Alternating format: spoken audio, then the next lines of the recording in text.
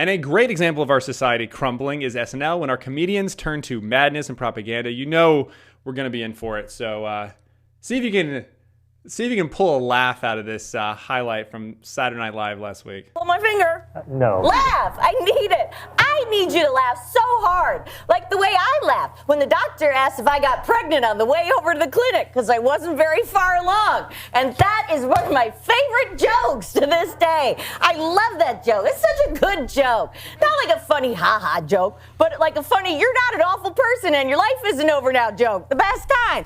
A honka honka. Good Lord. And in the waiting room, they had a little guest book where all the clowns could write their clown abortion story for the next clown to read it so she wouldn't feel so alone. Awooga! Here's my truth.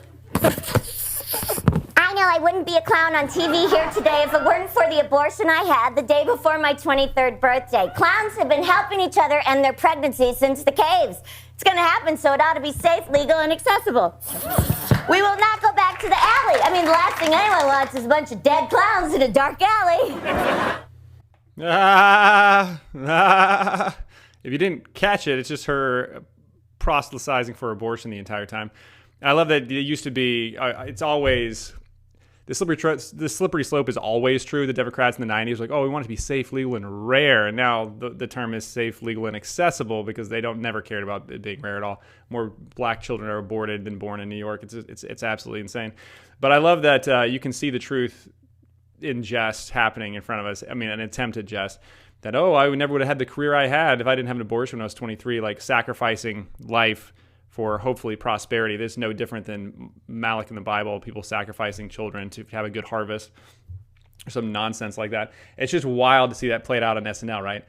And the reason why it's so cringe and they're going to sacrifice their dollars and viewers and their credibility on this altar is because we are winning. The truth is getting out. People are becoming more pro-life, more religious, more traditional.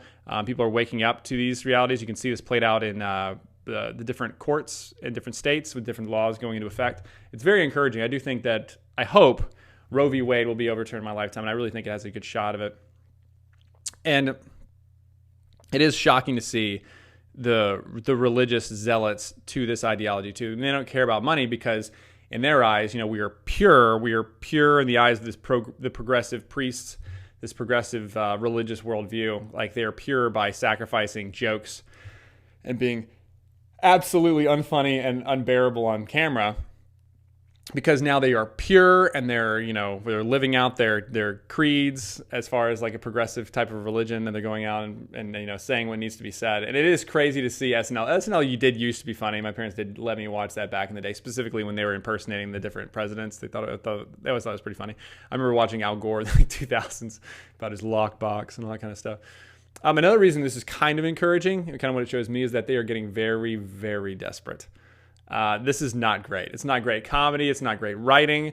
They're losing the culture war, so now they're really trying to lean into it. They're not even hiding the ball as far as telling interesting stories or compelling narratives or anything like that. They're literally just throwing out there, we need abortions right now, because if not, people are just be dying in back alleys trying to hide them. Or, I'm never going to be able to be a SNL star or get an Oscar if I don't murder this child. So the fact that they're just not hiding the ball anymore is very encouraging. The truth's getting out when people are having to do that and they're not hiding the ball. So